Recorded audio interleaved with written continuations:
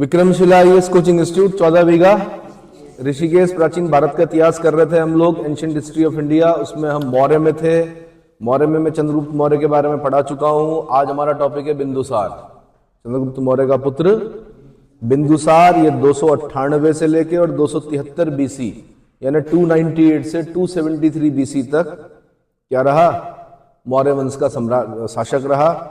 तो बिंदुसार सम्राट चंद्रगुप्त मौर्य का पुत्र था। जैन साहित्य परिशिष्ट परवण किसने लिखी है? हेमचंद्र की परिशिष्ट परवण। किसकी?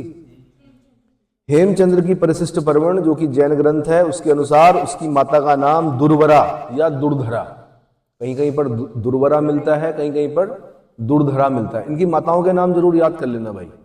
जैसे बिंदुसार की माता का नाम दुर्धरा। अब इसके बाद अशोक आएगा, उसकी माता का नाम सुभद्रांगी, सुभद्रांगी, ठीक है। तो दुर्वरा या दुर्धरा। अशोकावदान में उसकी पत्नी का नाम सुभद्रांगी दिया गया है, जो कि किसकी मां है? अशोक की मां का नाम सुभद्रांगी है। परंतु महावंश टीका में बिंदुसार की पत्नी का नाम धम्मा मिलता है। क्या मिलता है? धम्मा।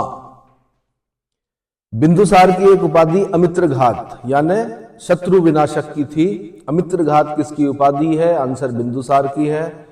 इसलिए यूनानी उसे अमित्रोकेडिस, अमित्रोकेडीज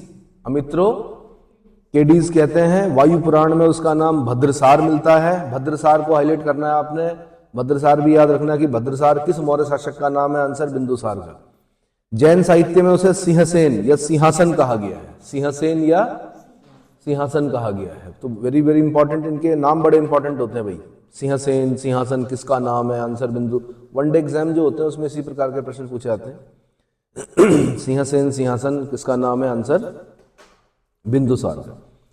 इन विभिन्न उपाधियों से स्पष्ट होता है कि वह कोई दुर्बल शासक नहीं था, परंतु उसकी किन उपाधियों के उपलक्ष्य में यह उपाधियां प्रदत्त की गई हैं, यह स्पष्ट नहीं हुआ है। इतिहास में यह पता नहीं चला कि उपाधियां क्यों दी गई उसे। यद्यपि तिब्बती इतिहासकार तारानाथ के अनुसार बिंदुसार ने 16 नगरों तथा उनके राजाओं को नष्ट करके पूर्वी और पश्चिमी समुद्रों के बीच के संपूर्ण भाग पर अधिकार कर लिया, तथापि इन युद्धों का कोई विवरण नहीं मिलता है। विवरण भी प्राप्त नहीं होता है। खाली तिब्बती जो लामा है तारानाथ जी, वो बताते हैं कि 16 नगरों और उनके राजाओं को क्या किया? नष्ट किया। किसने? बिंदुसार ने। इतना क्लियर हो गया। विद्वानों का मत है कि बिंदुसार के शासनकाल में कुछ नगरों में विद्रोह हुआ था, जिसका उसने दमन करके पूर्णतः शांति स्थापित की। जैसा कि दिव्यावदान में तक्षशिला में हुए 2 विद्रोहों का उल्लेख मिलता है, जिसके दमन के लिए बिंदुसार ने अपने पुत्रों, तो पहला विद्रोह जब तक्षशिला का विद्रोह हुआ तो अशोक को भेजा, और जब दूसरा विद्रोह हुआ तो सुसीम को भेजा। अशोक का बड़ा भाई था सुसीम। कौन? तो ये भी यूपीपीसीएस वालों ने पूछा है कि जब तक्षशिला में पहला विद्रोह हुआ तो उसको किसने दबाया? किसके समय में? बिंदुसार के समय में। तो आंसर अशोक ने।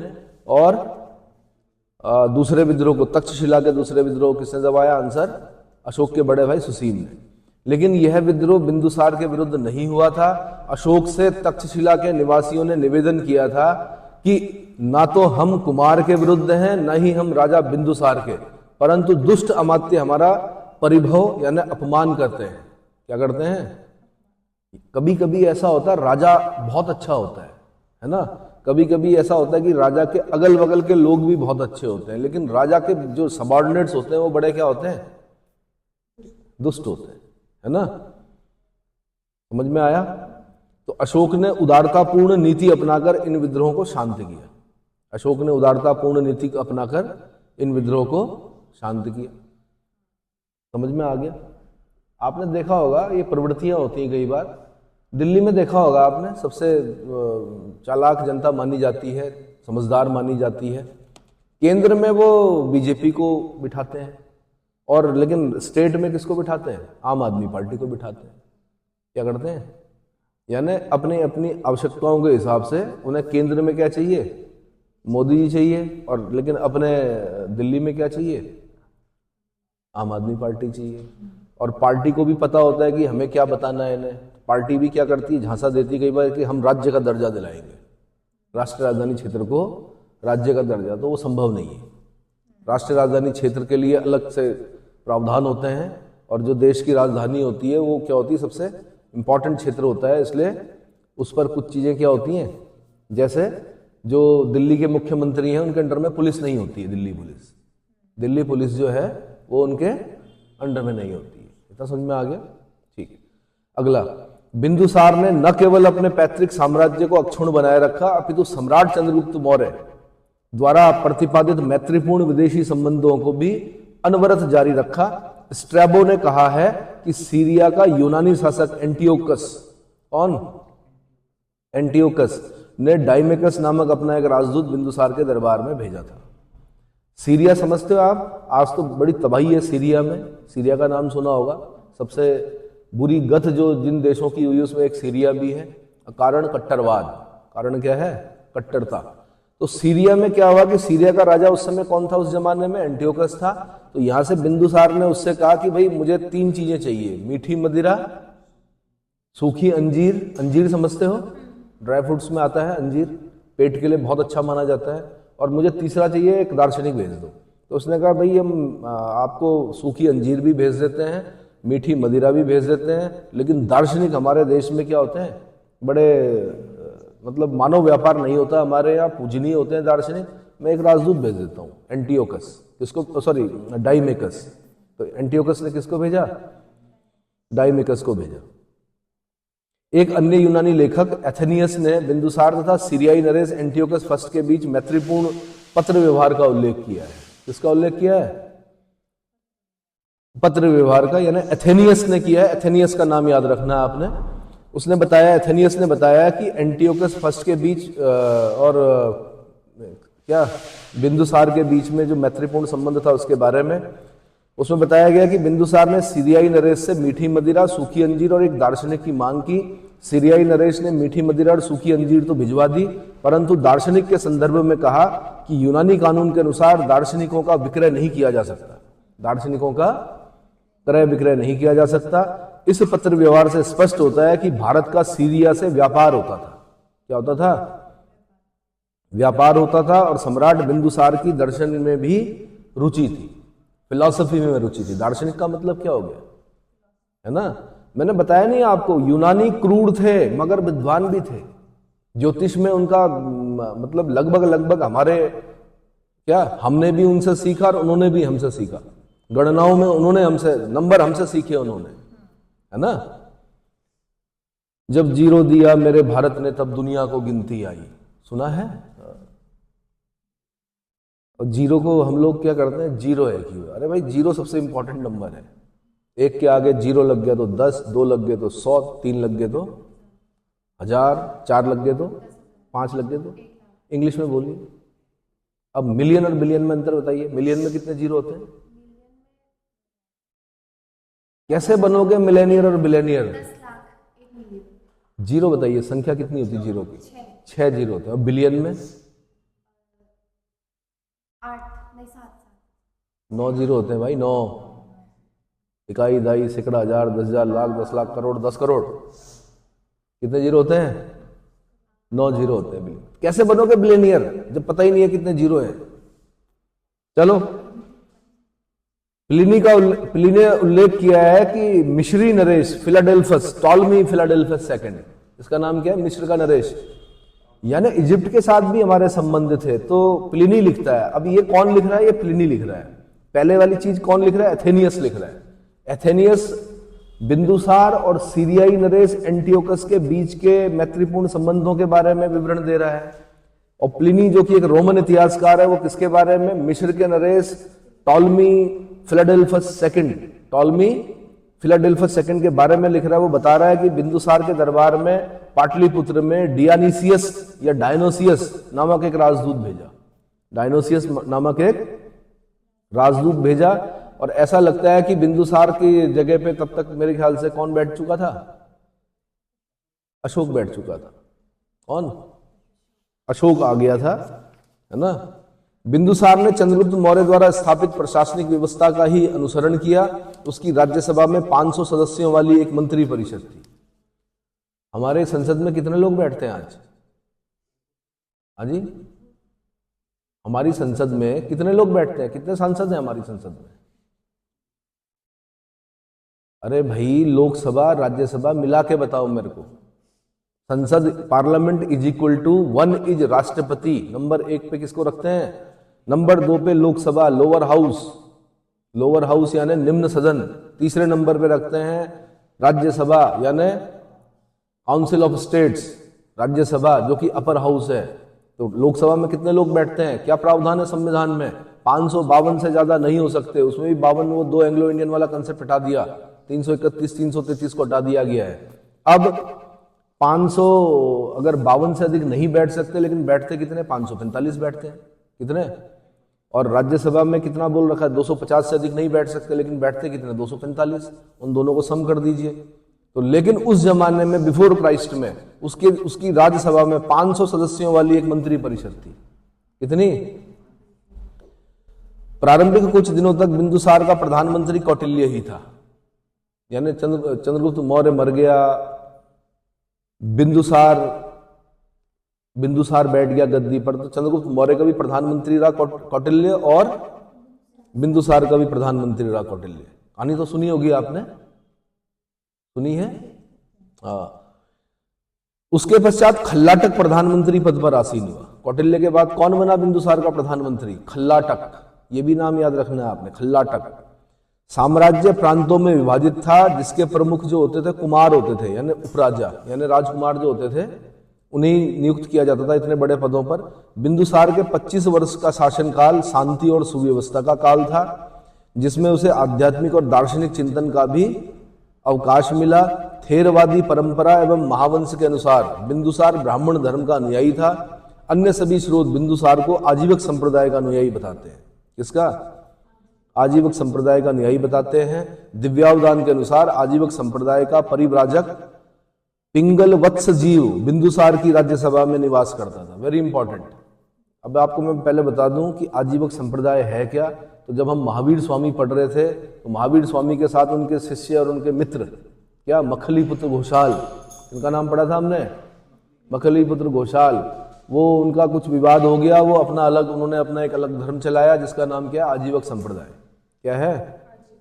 और ये संप्रदाय किस प्रकार का है? भाग्यवादी। कैसा है? भाग्य पर भरोसा करता। वो कहता अगर आपकी किस्मत में आम होगा तो आम आपके झोली में गिरेगा, बिल्कुल पका हुआ आम गिरेगा और आप आम खाओगे। और अगर नहीं होगा भाग्य में तो क्या होगा? आप पेड़ पर चढ़ोगे, आप गिर जाओगे, लेकिन आम नहीं मिलेगा। क्या नहीं मिलेगा? नहीं आया समझ में? यानी अगर आपको अधिकारी बनना होगा तो वो भाग्य पर भरोसा करता है कि आप बन जाओगे, और अगर नहीं बनना होगा, कितनी भी कोशिश कर लो, क्या सृष्टि षड्यंत्र करेगी।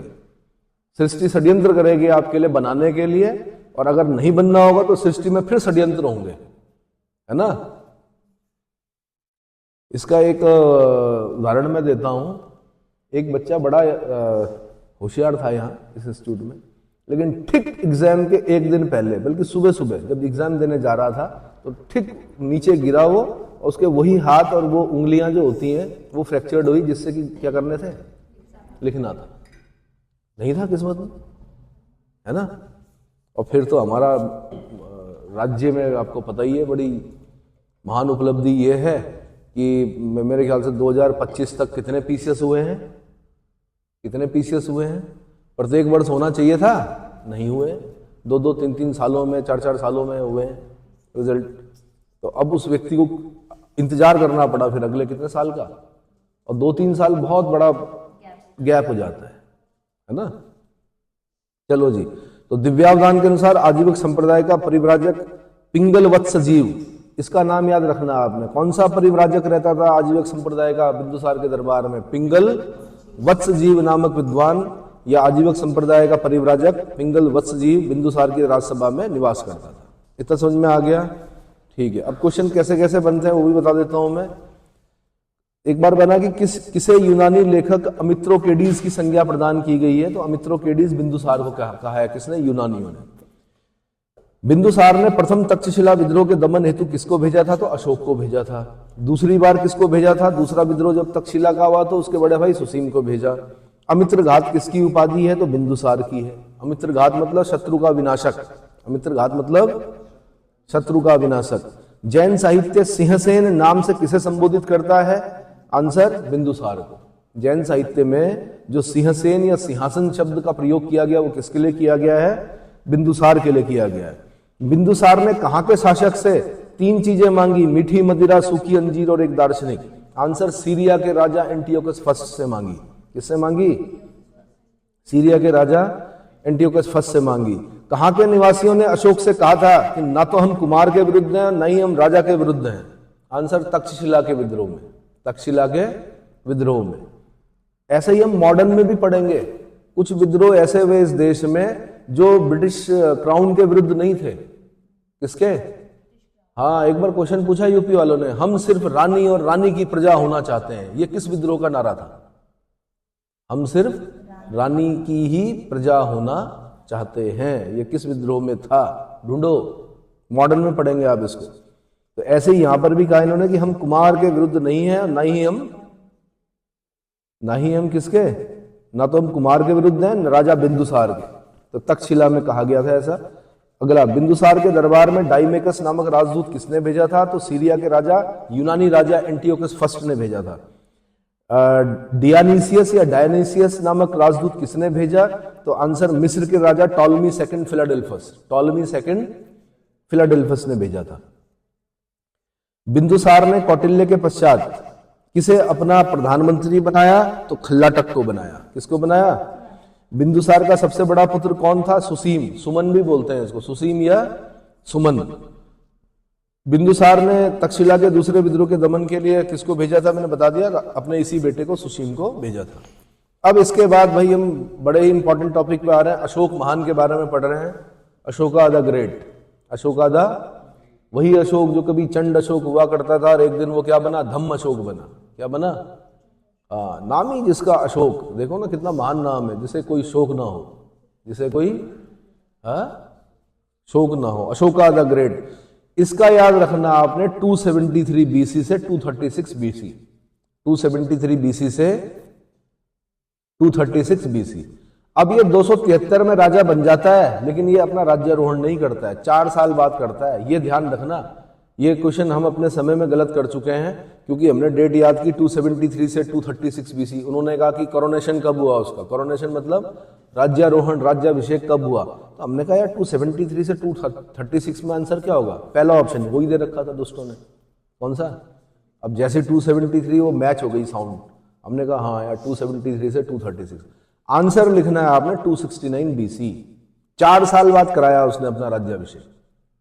और जितनी भी घटनाएं पढ़ेंगे हम बोलेंगे कि अशोक ने अपने राज्याभिषेक के 8वें वर्ष में ये कार्य किया, 10वें वर्ष में ये कार्य किया, 20वें वर्ष में ये कार्य किया। यानी अगर वो गया की यात्रा करता है तो कौन से वर्ष में गया? लुम्बिनी की यात्रा करता है तो कौन से वर्ष में गया? कलिंग युद्ध किया तो राज्यारोहण के बाद कौन से वर्ष में गया? राज्यारोहण के कितने साल बाद किया? ये समझ में आ गया। तो 273 से 236 बीसी अशोक, जिसे कि अभिलेखों में देवानाम पियदसी राजा और पुराणों में अशोकवर्धन कहा गया है, बिंदुसार के निधन के पश्चात 273 ईसा पूर्व में मौर्य वंश का तीसरा शासक बना। मौर्य वंश का तीसरा शासक बना। अपना राज्यारोहण 4 वर्ष बाद करवाया इसने 269 बीसी में। ठीक है, एनसीईआरटी में अशोक का शासनकाल 268 से 231 बीसी दिया गया है। कितना? 272 या 268 से 231 बीसी दिया गया है। अपने 37 वर्ष के शासनकाल में अशोक ने अपने को एक महान सम्राट के रूप में प्रतिष्ठापित किया। अदम्य साहसी, सैन्य कौशल, प्रशासकीय कुशलता एवं उदारता और धार्मिक सहिष्णुता और मानवीयता का एक अद्भुत सम्मिश्रण उसके व्यक्तित्व में विद्यमान था, जो उसे विश्व के किसी भी सम्राट में अतुलनीय बना देता है। क्या कर देता है? और जितने बड़े साम्राज्य पर इसने शासन किया, उतने बड़े साम्राज्य पर इसके बाद कोई शासन नहीं कर पाया। और अगर किया भी अगर किसी ने तो वो परेशान रहा। क्या रहा? हाँ, तो अशोक के प्रारंभिक जीवन के बारे में बता देता हूं। अशोक सम्राट बिंदुसार का पुत्र था। दिव्यावदान में अशोक की माता का नाम सुभद्रांगी बताया गया है। यह भी क्वेश्चन पूछता है कहां से पता चलता है कि इसकी मां का नाम सुभद्रांगी था? आंसर दिव्यावदान में। सुभद्रांगी कहां की मतलब कहां की रहने वाली थी? उसका मायका कहां था? तो चंपा के एक ब्राह्मण की पुत्री थी। चंपा के एक ब्राह्मण की पुत्री थी सुभद्रांगी। सिंहली अनुश्रुतियों में उसे धर्मा कहा गया है। सिंहली मतलब जहां पर मैं सिंघल बोलूंगा या सिंहल बोलूंगा मतलब श्रीलंका। श्रीलंकाई जो अनुश्रुतियां हैं उसमें उसको धर्मा कहा गया, किसको? सुभद्रांगी को, जो अग्रमहिषी थी। अग्रमहिषी का मतलब पटरानी या प्रधान रानी जो होती है। बिंदुसार की प्रधान रानी कौन थी? तो सुभद्रांगी थी। दीपवंश और महावंश के अनुसार बिंदुसार की 16 रानियां और 101 पुत्र थे। कितने? 16 रानियां और 101 पुत्र। नाम कैसे याद होते होंगे ना अपने बच्चों को? 101 पुत्र, राजा थे ना, क्या थे? सबसे बड़ा पुत्र जो था वो सुसीम था, जो अशोक का सौतेला भाई था। अशोक का सौतेला भाई मतलब दूसरी मां से, सहोदर नहीं थे ये। सुसीम और अशोक सहोदर नहीं थे। सहोदर बोलते हैं अगर एक ही माता के दो पुत्र हैं या दो संतानें हैं तो उनको सहोदर कहा जाता है। ठीक है। अशोक का सगा भाई विगत शोक था। विगत शोक या तिस्य था। अशोक का जो सगा भाई था वो कौन था? विगत शोक या तिस्य। विभिन्न स्रोतों से पता चलता है कि अशोक की अनेक पत्नियां थी। सिंहली अनुश्रुतियों के अनुसार जब अशोक उज्जैनी जा रहा था तभी विदेशी में उसे एक श्रेष्ठी की पुत्री देवी से विवाह किया। किससे? श्रेष्ठी बोलते हैं व्यापारियों का प्रधान जो होते थे वो श्रेष्ठिन या श्रेष्ठी, उसकी एक पुत्री थी, देवी के साथ विवाह किया। महाबोधि वंश नामक ग्रंथ में देवी का नाम वैदिश महादेवी मिलता है। क्या मिलता है? वैदिश महादेवी मिलता है, जिसे शाक्य जाति का बताया गया है। इसी से अशोक के पुत्र महेंद्र और संघमित्रा उत्पन्न हुए। देखो ये बड़े इंपॉर्टेंट होते। कभी कभी जीवन में कुछ ऐसे कार्य हो जाते हैं जिन्हें इतिहास में सदियों तक क्या किया जाता है? याद किया जाता है। क्या किया जाता है? अब ये क्या हुआ कि पापा ने भेजा इनको, जाओ श्रीलंका जाओ, तो बोध गया में जो बोधि वृक्ष था जिसके नीचे महात्मा बुद्ध को ज्ञान प्राप्त हुआ था, उसकी एक शाखा लेकर गए वो कहां पर? धर्म प्रचार के हेतु श्रीलंका गए। तो महेंद्र और संघमित्रा का नाम हमेशा के लिए क्या हो गया? अमर हो गया। बाकी कुछ नहीं पता चलता इनके बारे में, इन्होंने क्या किया, क्या है ना। भाई यही नाम है कि श्रीलंका कौन गए? महेंद्र और संघमित्रा, है ना। और ऐसी जीवन में कुछ गलतियां भी होती हैं भाई। क्या होती हैं? जिंदगी की राह में कुछ ऐसे भी दौर गुजरे हैं कि तारीख ने खता की और सदियों ने सजा पाई है। समझे हो? तारीख खता करती है, तारीख ने खता की और सदियों ने सजा पाई है का मतलब ये होता है कि एक दिन आपने एक ऐसी गलती कर दी कि सदियों ने सजा पाई है। सदियां बीत गई लेकिन क्या सजा। आम्भी जो मैंने आपको बताया था, पहला गद्दार। जब जब हम इतिहास की किताब खोलेंगे, प्राचीन भारत की जब जब हम करेंगे, तब तब हम उसको कोसेंगे। किसको? आम्भी को, कि इसने सिकंदर का साथ दिया, इसने विदेशी शासक का साथ दिया। तारीख नहीं तो की होगी खता। डिसीजन लेने में कितना टाइम लगा होगा उसे कि यार मैं अपने पोरस के साथ मिलकर इससे लड़ूं या मैं सिकंदर के साथ जाके बता दूं सारे राज्य। गलती कर दी ना। ऐसे जीवन में कोई ऐसी गलती ना करें जिसके लिए सदियों तक क्या तारीख खता करे और सदियां सजा पाए। चलो जी आगे। महेंद्र और संघमित्रा, ये समझ में आ गया आपके। महावंश में उल्लिखित है कि असंधिमित्रा अशोक की अग्रमहिषी थी। कौन? असंधिमित्रा अशोक की अग्रमहिषी थी। उसके निधन के 4 वर्ष पश्चात तिस्य रक्षा को अग्रमहिषी बनाया गया। इसे ही दिव्यावदान में तिस्य रक्षिता कहा गया है। इसी के कारण बोधि वृक्ष को हानि पहुंची थी। बोधि वृक्ष को, आपको मैंने एक बात बताई होगी कि गौड़ नर, ये बाद की बात है वैसे, एक क्वेश्चन ये भी बनता कि बोधि वृक्ष को किसने कटवाया? आंसर, गौड़ नरेश शशांक ने कटवाया। किसने? ये हर्षवर्धन का समकालीन है शशांक। तो गौड़ नरेश शशांक, ये एनाडोमिनी की बात है, बहुत बाद में कटवाया गया। पर एक यहां पर भी बोलते हैं कि बोधि वृक्ष को हानि पहले भी पहुंची थी। वो किसकी वजह से पहुंची थी? आंसर, तिस्य रक्षिता के कारण। और आगे चलकर तो एक बंगाल, गौड़ मतलब बंगाल का एक राजा होगा जिसका नाम होगा शशांक, वो उस बोधि वृक्ष को कटवाएगा और बंगाल की खाड़ी में फेंकवा देगा। समझ में आया? अशोक के अभिलेखों में सिर्फ उसकी एक पत्नी कारुवकी का उल्लेख मिलता है भाई, जो तीवर की माता थी। किसका? एक अभिलेख है अशोक का जिसको रानी का अभिलेख भी बोलते हैं, है ना। क्या मिलते हैं?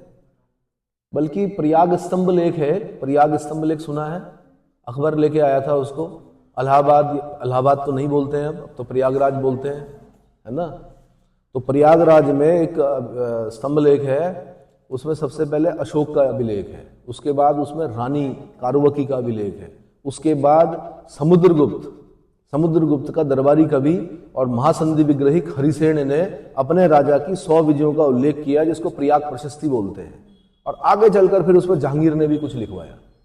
किसने? जहांगीर ने भी कुछ लिखवाया। इतना समझ में आ गया? तो कारुवकी जो है वो किसकी माता है? तीवर की माता है। यह उल्लेख कौशाम्बी लघु स्तंभ लेख से प्राप्त होता है। कौशाम्बी, इस अभिलेख को रानी का अभिलेख भी कहा जाता है। क्या बोलते हैं? कौशाम्बी लघु स्तंभ लेख को रानी का अभिलेख भी कहा जाता है। अशोक की एक अन्य रानी का नाम मिलता है पद्मावती, जिसे कुणाल नामक पुत्र उत्पन्न हुआ। और कुणाल क्या था? अंधा था। कुणाल क्या था? अंधा। एक पुत्र अशोक का कैसा हुआ? अंधा हुआ। राजतरंगिणी में जालौक को अशोक का पुत्र बताया गया। अब राजतरंगिणी आपको पता ही है, संस्कृत में लिखी हुई पहली इतिहास की पुस्तक कौन है? राजतरंगिणी, जिसका मतलब होता है रिवर ऑफ किंग्स। बहुत बाद में लिखी गई है, बहुत बाद में, मतलब एना डोमिनी में लिखी गई। ये हम बिफोर क्राइस्ट पढ़ रहे हैं, लेकिन राजतरंगिणी किसने लिखी? कल्हण ने लिखी। किसके दरबार में बैठकर लिखी? जयसिंह के दरबार में बैठकर लिखी। किसके? हाँ, अभी आपने कश्मीर का इतिहास भी पढ़ना है। काउलो, कारकोट, उत्पल और लोहार वंश पढ़ना है आपने। वहां पर क्या पढ़ना है? दिद्दा के बारे में पढ़ना है, जयसिंह के बारे में पढ़ना है। तो जयसिंह के दरबार में लिखी, और इसको जो पूरा किया वो जोन राज और श्रीवर ने पूरा किया।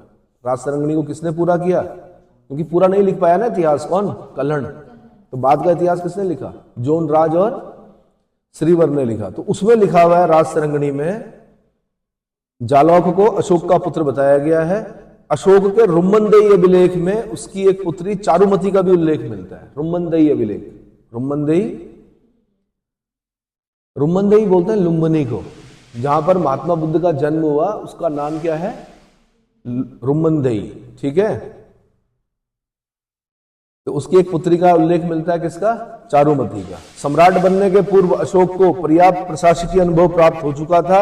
वह तक्षशिला और अवंती, अवंती मतलब उज्जैनी, अवंती मतलब अवंती की राजधानी थी उज्जैनी, का प्रांतीय शासक यानी कुमार रह चुका था। इन्हें बहुत छोटी अवस्था में ही राजकुमारों को क्या भेज देते थे? गवर्नर बना के। तो सीख जाते थे, वो राजा बनने लायक हो जाते थे, है ना। अगला, अशोक का राज्यारोहण। अशोक के सम्राट बनने के संदर्भ में जो विभिन्न स्रोत हैं उसमें भिन्न भिन्न विवरण प्राप्त होते हैं। सेहली अनुश्रुतियों महावंश और दीपवंश, महावंश और दीपवंश में यह लिखा हुआ है कि अशोक अपने 99 भाइयों की हत्या करके राज सिंहासन प्राप्त किया। अपने 99 भाइयों को मारकर गद्दी पर बैठा अशोक, चंड अशोक इसीलिए बोला जाता है इसको। क्या बोलते हैं? सोचो ना यार, अगर हमारा कोई ऐसा राजा हो जिसने अपने 99 भाइयों को मार दिया और गद्दी पर बैठा हो और उसकी दरबार में हमारी पेशी हो जाए, तो हम तो वैसे डरे हुए रहेंगे यार, इसने अपने 99 भाई नहीं छोड़े, तो इसलिए उसका नाम क्या रखा गया? चंड अशोक। क्या नाम रखा गया? चंड अशोक। तो ये कौन बताता है? महावंश और दीपवंश, महावंश और दीपवंश। परंतु यह सत्य प्रतीत नहीं होता है, क्योंकि अशोक के 5वें अभिलेख में उसकी जीवित भाइयों के परिवार का उल्लेख मिलता है। 5वें अभिलेख में जीवित भाइयों के परिवार का उल्लेख मिलता है। अभिलेखीय साक्ष्यों के अनुसार अशोक के शासन के 13वें वर्ष में उसके अनेक भाई बहन जीवित थे। बौद्ध ग्रंथ अशोक के बौद्ध मतानुयायी होने के पूर्व के जीवन को अशोक के जो पूर्व का जीवन था उसको हिंसा, अत्याचार और निर्दयता से युक्त बताते हुए उसे चंड अशोक कहते हैं। क्या कहते हैं? और ये है भी, ये थोड़ा एक कंसेप्ट समझिए, बौद्ध धर्म हमेशा ये बताने का प्रयास करेगा कि पहले ये बर्बाद था, कुख्यात था, और क्या बोलते हैं, चंड अशोक था और बहुत ही क्रूर था, और जैसे इसने बौद्ध धर्म को ग्रहण किया उसके बाद क्या बन गया? धम्म अशोक बन गया। सुना होगा आपने, कुछ लोग क्या होते हैं कि पहले बाहुबली होते हैं, पहले बहुत खराब होते हैं। किसी पार्टी विशेष का कोई व्यक्ति है तो बहुत खराब होता है, फिर वो एक नई राष्ट्रीय पार्टी को ज्वाइन करता है, फिर सब सही हो जाता है। सुना है आपने आजकल? हाँ, वॉशिंग मशीन की तरह। हाँ, जब तक वो दूसरी पार्टी में होता है, विपक्ष में रहता है, विपक्षी पार्टी में रहता है, तब तक उस पर कई आरोप प्रत्यारोप लगते हैं। फिर वो एक राष्ट्रीय पार्टी ज्वाइन करता है, फिर सब कुछ शुद्धिकरण हो जाता है ना। बिल्कुल ऐसा लगता है जैसे आर्य समाजी जो वो थे ना, फाउंडर आर्य समाज के, कौन? हाँ, मूल शंकर, स्वामी दयानंद सरस्वती, शुद्धि मूवमेंट चलाया था ना उन्होंने। तो शुद्धि मूवमेंट, शुद्धि आंदोलन में क्या था, वही जो लोग ईसाई बन गए थे हिंदू, उनको फिर दोबारा हवन ववन करा के उनको फिर दोबारा क्या शुद्ध करके उन्हें हिंदू बनाते थे। ऐसा ही कुछ देखा होगा आपने। तो बौद्ध धर्म भी यही बताने का प्रयास करेगा, पहले दुष्ट था ये और बाद में बौद्ध धर्म स्वीकार किया तो ये क्या बन गया, धम्म अशोक बन गया। चंड अशोक से धम्म अशोक बन गया। देखो ये क्या बोलूं मैं अब, मतलब आप लोगों को अपनी तरफ लाना चाहते हैं, भाई एडवर्टाइजमेंट बहुत बड़ी चीज होती है, बिना एडवर्टाइजमेंट के चल क्या रहा आजकल, कुछ भी नहीं। बाकी अगर आप सूक्ष्म दृष्टि से अवलोकन करें तो एडवर्टाइजमेंट से तो ऐसा लगता है कि इसके बराबर कोई वस्तु ही नहीं है, लेकिन बाद में जब आप उसको प्रयोग करते हो तो आपको लगता है नॉर्मल तो है ना। हाँ ये चीजें हैं। और दुनिया भी एडवर्टाइजमेंट के पीछे क्या हो रही है, हाँ भाई चीजों से लेकर, वस्तुओं से लेकर और सत्ता तक एडवर्टाइजमेंट ही चल रहा है। जिसके जितने ज्यादा बोर्ड वो उतना बड़ा नेता, जो जितनी ज्यादा बधाइयां दे रहा है, जिसके जितने ज्यादा फ्लैक्स हैं, जिसके जितने ज्यादा क्या चल रहे हैं, एडवर्टाइजमेंट चल रहे हैं, वो उतना बड़ा नेता है। और जो वास्तविक धरातल पर कार्य कर रहा है वो कुछ भी नहीं है। समझ में आ रहा है। इवन जो आपके कोचिंग इंस्टीट्यूट्स हैं वो भी किस पर बेस्ड है, जिसने जितनी ज्यादा फोटोएं लगा रखी हैं वो उतना बड़ा इंस्टीट्यूट माना जाता है ना। और जिस पर कि अब सरकार ने क्या कर दिया है, कानून लेकर आ गई है सरकार कि आप भ्रामक विज्ञापन नहीं कर सकते। क्योंकि एक समय था जब दिल्ली के हर एक इंस्टीट्यूट पर टॉपर की फोटो लगी होती थी। अब बच्चा जा रहा है तैयारी करने के लिए, उसकी समझ में नहीं आ रहा है यार टॉपर इस इंस्टीट्यूट में भी है, इस इंस्टीट्यूट में भी है, इस इंस्टीट्यूट में पढ़ा कहाँ। तो एक जो एस्पिरेंट होगा, मैं 100% बोल सकता हूँ 2 से ज्यादा इंस्टीट्यूट ज्वाइन नहीं कर सकता। लेकिन क्या है कि था उस समय, तो इसलिए सरकार ने भ्रामक विज्ञापन पर क्या कर दिया, अब बैन कर दिया। आप अगर भ्रामक विज्ञापन करेंगे, खाली कोचिंग इंस्टीट्यूट नहीं, इवन आप अगर कुछ वैसे टीवी पे जो एडवर्टाइजमेंट आते हैं, जैसे एक साबुन में एडवर्टाइजमेंट आता था कि इसमें मलाई है, कि क्या है, दूध की क्रीम है। एक बच्चा खा गया ये सोच के कि इसमें मलाई होगी, बीमार हो गया हो, तो भ्रामक विज्ञापन तो है कि मलाई से बना हुआ है कि ये साबुन। ऐसा हो सकता है? मुझे तो नहीं लगता। मलाई रख दो, कुछ दिन रख दो, फिर उसके बाद देखो क्या होता है उसमें। ये समझ में आ रहा होगा आपके, ठीक है। लेकिन जो प्रजा है वो खुश है, भ्रम में जीना चाह रही है और संसार भ्रामक है पूरा। चलो जी, चंड अशोक समझ में आ गया। दिव्यावदान के अनुसार अशोक के सिंहासन प्राप्त करने के संबंध में लंबा विवरण मिलता है। विद्वानों ने बताया कि सत्य से अधिक निकट लगता है। इसके अनुसार बिंदुसार अपने 101 पुत्रों में से सबसे बड़े पुत्र सुसीम को उत्तराधिकारी बनाना चाहता था, परंतु वह बहुत चिंता में था क्योंकि सभी राजकुमार उत्तराधिकारी बनना चाहते थे। कौन नहीं बनना चाहेगा यार, मौर्य साम्राज्य का शासक, है ना।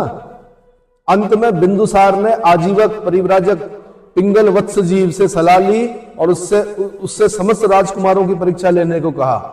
पिंगल वत्सजीव के निर्णय अशोक के पक्ष में हुआ, परंतु सम्राट सुसीम के पक्ष में था। राजा चाह रहा था सुसीम को बनाऊं, लेकिन पिंगल वत्सजीव ने कहा कि नहीं, जो योग्यता है वो किसके अंदर है, अशोक के अंदर है। इसलिए परिव्राजक अपने मत को प्रकट किए बिना ही वनगमन कर गए। यार तुम किसी से पूछोगे कि गुरुजी, या मेरे से पूछोगे कि गुरुजी क्या करना चाहिए, और मैंने आपको राय दे दी, लेकिन आपने पहले से दिमाग में बना रखा कि जैसे आपने मेरे से पूछा कि किसी कंपटीशन को क्रैक करने के लिए कितने घंटे पढ़ना चाहिए, क्या पूछा, तो मैं आपको बताऊंगा भाई 8 से 8 घंटे कम से कम पढ़ना चाहिए। अब आपने मन में पहले ही बना रखा कि नहीं जी मैं तो 1 घंटे से ज्यादा पढ़ूंगा ही नहीं, तो फिर क्या फायदा मेरे बताने का। समझ में आया। तो पिंगल वत्सजीव भी नाराज हो गए, उन्होंने अपना मत प्रकट नहीं किया और वनगमन कर गए। क्या कर गए, वन को गमन कर गए। प्रधानमंत्री खल्लाटक सुसीम से असंतुष्ट था, उसने अन्य अमात्यों को भी अशोक के पक्ष में कर दिया। जब सुसीम तक्षशिला के विद्रोह के दमन हेतु गया था, तभी बिंदुसार का निधन हो गया और अमात्यों ने अशोक को सम्राट घोषित कर दिया। सुसीम लौटते समय अशोक द्वारा पूर्व नियोजित और अग्निगर्भा खाई में गिरकर मर गया। पूर्व नियोजित यानी पहले से ही, कई बार ऐसा होता है कि जब उत्तराधिकार का युद्ध होता है तो उसमें जरूरी नहीं है कि राजकुमार ने ही सब कुछ किया हो। उसके अगल बगल के जो मंत्री होते हैं ना, अगल बगल के जो चाटुकार होते हैं, वो पहले से ही क्या करते हैं, हाँ, प्लान नहीं बोलेंगे उसको, षड्यंत्र कर देते हैं कि भाई मेरा कैंडिडेट कौन है, अशोक है, और राजा का कैंडिडेट कौन है, सुसीम है। राजा मर गया तो अब मैं अपने कैंडिडेट को बिठाऊंगा। अब मुझे पता है कि वो जो राजा का कैंडिडेट, राजा तो मर गया, राजा का कैंडिडेट जब वापस आएगा तो वो तो बोलेगा कि पिताजी ने कहा था कि भाई मैं राजा बनूंगा, तो उसको क्या करना पड़ेगा, षड्यंत्रों के तहत रास्ते से हटाना पड़ेगा। तो वही किया इन्होंने। तो बताया जाता है कि सुसीम पूर्व नियोजित एक अग्निगर्भा खाई में गिरकर मर गया। दीपवंश और महावंश के अनुसार अशोक का राज्याभिषेक उसके राज सिंहासनारोहण की तिथि से के 4 वर्ष पश्चात हुआ। दीपवंश और महावंश में लिखा हुआ है कि अशोक जब सिंहासनारूढ़ हो गया, उसने 4 साल तक अपना राज्याभिषेक नहीं करवाया, 4 साल बाद करवाया उसने अपना राज्याभिषेक। इतिहासकारों का मानना है कि अशोक को उत्तराधिकार युद्ध के पश्चात शांति स्थापित करने में 4 वर्ष का समय लग गया। कितना? 4 वर्ष का समय लग गया। तत्पश्चात वह राज्याभिषेक करवाया उसने। अशोक के अभिलेखों में काल गणना राज्याभिषेक तिथि यानी 269 बीसी से की गई। भले ही वो 273 बीसी में बैठ गया गद्दी पर, लेकिन 4 वर्ष बाद 269 बीसी में उसने अपना कॉरोनेशन करवाया यानी राज्याभिषेक करवाया। समझ में आ गया? अब होता है कलिंग युद्ध। राज्याभिषेक के 8वें वर्ष यानी 261 बीसी, इसको याद कर लो डेट को, 261 बीसी। कलिंग युद्ध कब हुआ? अशोक के राज्याभिषेक के 8वें वर्ष हुआ। राज्याभिषेक के बाद 8वें वर्ष में 261 बीसी। अशोक भी अपने पूर्वजों की भांति साम्राज्यवादी था। अशोक के 13वें शिलालेख से ज्ञात होता है कि उसने अपने राज्याभिषेक के 8वें वर्ष यानी 261 बीसी में कलिंग की विजय की। किसकी? कलिंग की विजय की। विद्वानों ने कलिंग युद्ध के बहुत सारे कारण बताए हैं। उनमें कौन कौन से कारण हैं? नंबर 1, अशोक की विस्तारवादी नीति। अशोक की विस्तारवादी नीति। दूसरा, अशोक की दृष्टि कलिंग की व्यापारिक महत्ता पर थी। अर्थशास्त्र के अनुसार कलिंग सूती वस्त्रों के निर्माण के लिए प्रसिद्ध था। कलिंग बंगाल, श्रीलंका और दक्षिण पूर्व एशिया के द्वीप समूह के मध्य में भी स्थित था। यानी बंगाल, श्रीलंका और दक्षिण पूर्व एशिया के लिए जो व्यापार का मार्ग जाता था वो कलिंग से होकर जाता था, इसलिए उसने कलिंग पर क्या किया? आक्रमण किया। तीसरा, समुद्री डाकुओं पर प्रभावी नियंत्रण स्थापित करना चाहता था। कौन? अशोक। समुद्री डाकुओं का खतरा होता था और विदेशी व्यापार, जो सामुद्रिक व्यापार होता था, उसको क्या होता था? डर कर करना पड़ता था व्यापारियों को। तो उनसे निजात दिलाने के लिए अशोक ने क्या किया? समुद्री डाकुओं पर प्रभावी नियंत्रण स्थापित करने के लिए कलिंग पर आक्रमण किया। चौथा बोलता है कि कलिंग हाथी प्राप्त करने के लिए, कलिंग के हाथी प्राप्त करने के लिए उसने कलिंग पर आक्रमण किया। कि कौटिल्य का कथन है कि राजा की विजय हाथियों पर जितनी निर्भर है उतनी किसी पर नहीं, और कलिंग अपने उत्तम हाथियों के लिए प्रसिद्ध था। किसके लिए? उत्तम हाथियों के लिए प्रसिद्ध था। हाथी होते हैं कलिंग में, उड़ीसा में आज भी होते हैं। इतना समझ में आ गया? पर ऐसा लगता नहीं है। साफ और सीधी बात है कि चंद्रगुप्त मौर्य ने इतना विशाल साम्राज्य स्थापित कर दिया, बिंदुसार ने भी उसको वो करके रखा, एक ऐसा स्थान छूट गया, कलिंग नहीं होता, ये भी मेरा होना चाहिए। अरे भाई, आप प्लॉट लेते हो, एक प्लॉट लेते हो, फिर उसके बगल वाला प्लॉट भी लेते हो, फिर उसके बाद कहीं पर एक पूरे उसमें बीघा में एक कोना अगर किसी का हो तो उस पर आपकी नजर रहती है कि ये भी मैं ही खरीदूंगा। कि होता है तब ये पूरा मेरा हो जाएगा, ऐसा होता है। ये प्रवृत्तियां होती हैं मनुष्य की। क्या होती हैं? तो ये जितने भी कारण हैं, ये अगर बहुत अवलोकन करेंगे आप सूक्ष्म दृष्टि से, तो लगता नहीं है कि ये हाथियों के लिए या इन सब चीजों के लिए है ना। कलिंग युद्ध का परिणाम क्या हुआ ये बता रहा हूं सीधे। कलिंग की स्वतंत्रता का अंत हो गया। इसे मगध साम्राज्य का एक प्रांत बना दिया गया। कलिंग में 2 अधीनस्थ प्रशासनिक केंद्र, उत्तरी केंद्र और दक्षिणी केंद्र। उत्तरी केंद्र की राजधानी बना दी गई तोसली और दक्षिणी केंद्र की राजधानी बना दी गई जौगढ़। यानी उत्तरी कलिंग की राजधानी कहां थी? तोसली। दक्षिणी कलिंग की राजधानी कहां थी? जौगढ़।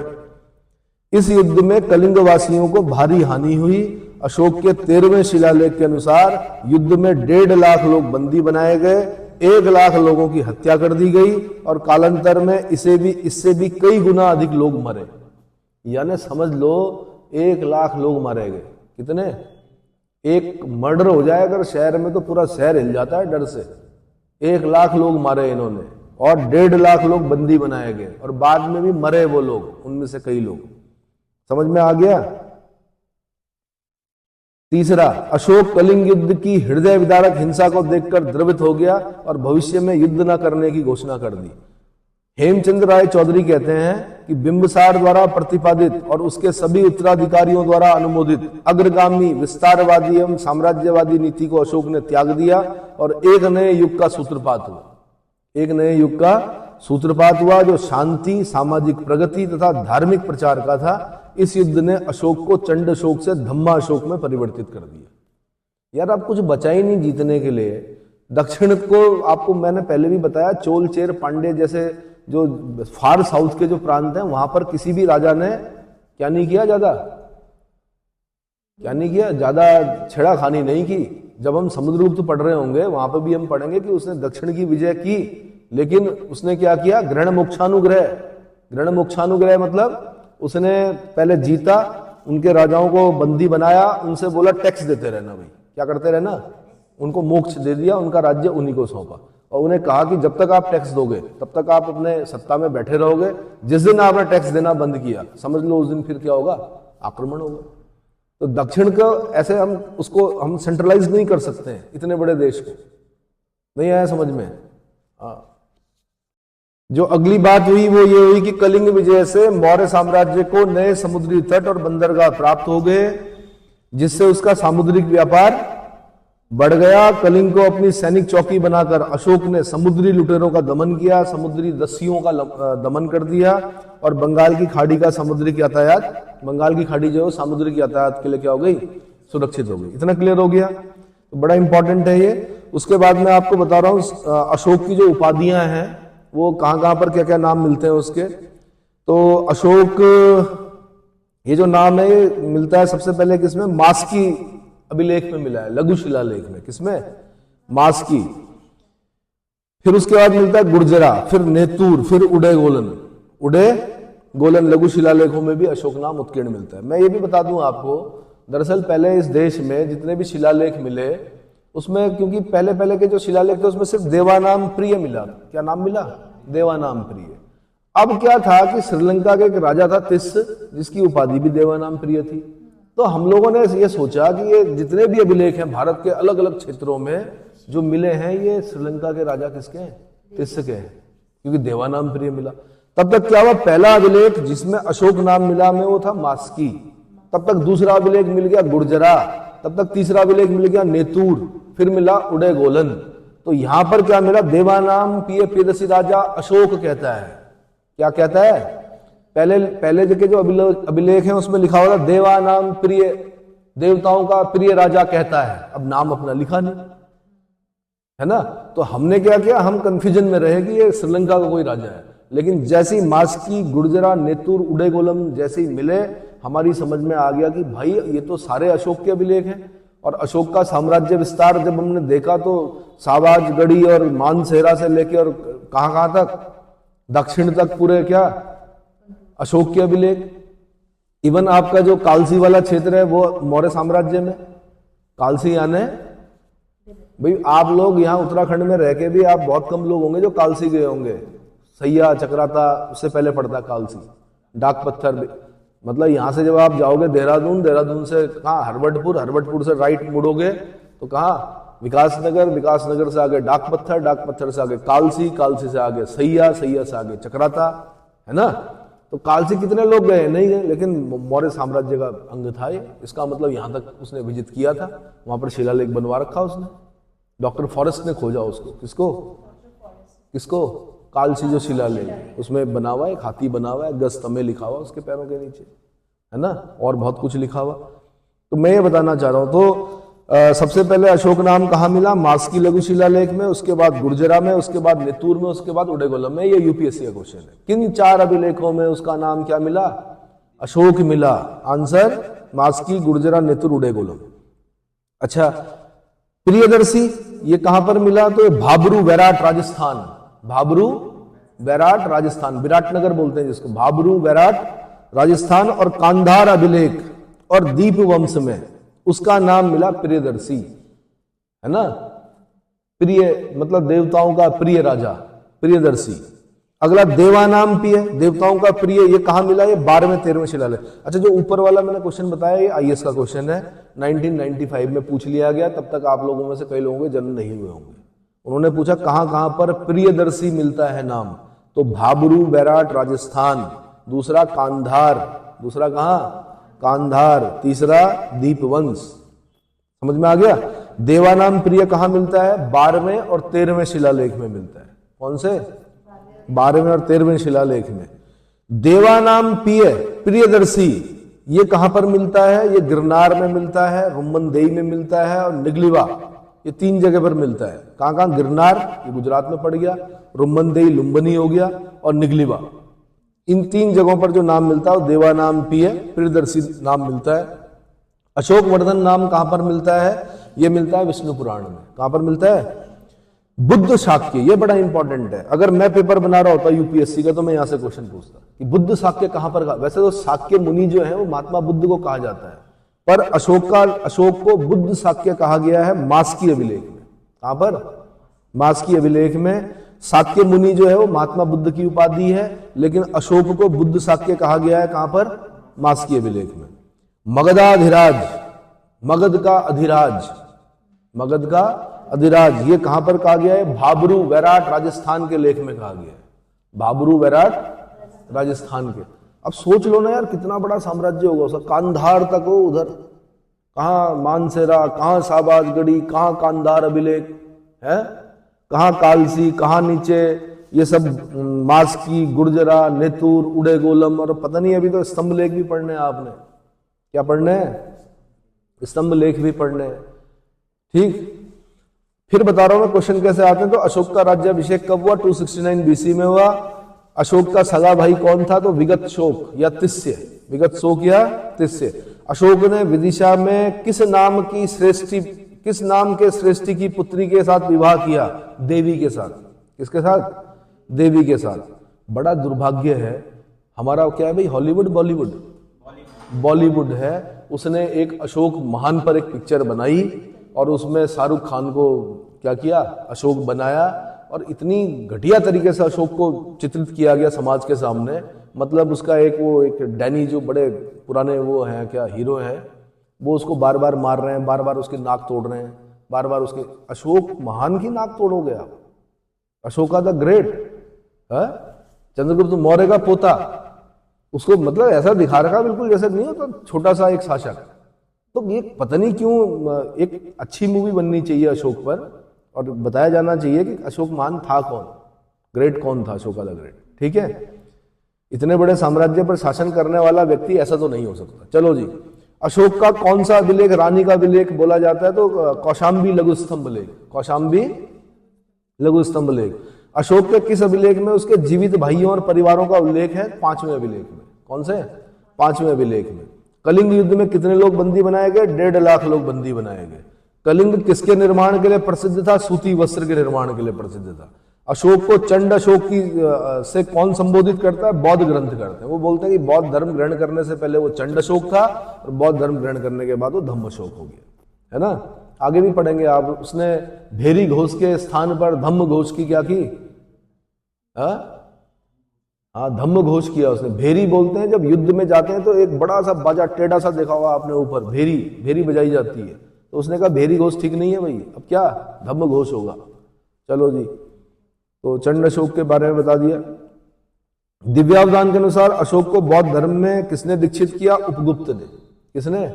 उपगुप्त ने किया। निग्रोध नामक 7 वर्षीय भिक्षु द्वारा अशोक को बौद्ध धर्म में दीक्षित करने का उल्लेख कहां पर मिलता है? दीपवंश से। बौद्ध धर्म ये बताना चाह रहा है कि हमारा 7 वर्ष का जो भिक्षु बालक है जिसका नाम है निग्रोध, क्या नाम है? निग्रोध नामक 7 वर्षीय जो भिक्षु है वो अशोक को दीक्षित कर रहा है। यानी इतना इंटेलिजेंट है हमारा बच्चा 7 वर्ष का, बौद्ध धर्म में। नहीं आया समझ में? तो 7 वर्षीय भिक्षु निग्रोध ने अशोक को बौद्ध धर्म में दीक्षित किया। ये कौन बता रहा है? दीपवंश में लिखा हुआ है। जबकि दिव्यावधान में लिखा हुआ है कि अशोक को बौद्ध धर्म में दीक्षित किसने किया? उपगुप्त ने किया। किसने? अच्छा, एक बार ये भी पूछा, ये निग्रोध नामक जो 7 वर्षीय भिक्षु है किसका पुत्र है? ये सुसीम का पुत्र है। किसका पुत्र है? अशोक के बड़े भाई सुसीम का पुत्र है। पर मैं आपको बता दूं, कि अशोक जो बौद्ध धर्म को पूरी तरह से ग्रहण करता है वो मोगलीपुत्तिस के प्रभाव में आकर करता है। किसके प्रभाव में? ठीक है, निगरोध नामक भिक्षु ने दीक्षित किया, बोला होगा चाचा बौद्ध धर्म में ऐसा ऐसा है, चाचा ही तो हुआ अशोक, है ना। सुसीम का बेटा निगरोध का क्या लगा? वो चाचा ही लगा अशोक, तो चाचा जी को बताया होगा उसने। ठीक है, तो एक बच्चे की बात मानोगे आप 7 वर्षीय? मुझे नहीं लगता। फिर उपगुप्त ने भी किया, लेकिन मेन जो उसको बौद्ध धर्म में दीक्षित मतलब बौद्ध धर्म में लाने का जो श्रेय दिया जाता है वो मोगलीपुत्तिस को दिया जाता है। तृतीय बौद्ध संगति हुई अशोक के समय में, उसका अध्यक्ष कौन है? मोगलीपुत्तिस है। इतना समझ में आ गया? तो इस प्रकार के प्रश्न बनेंगे। इसके बाद में अशोक के धम्म के बारे में बताऊंगा, मेंस और प्री और मेंस दोनों पॉइंट ऑफ व्यू से बड़ा इंपॉर्टेंट, इसको अगले लेक्चर में बताऊंगा भाई।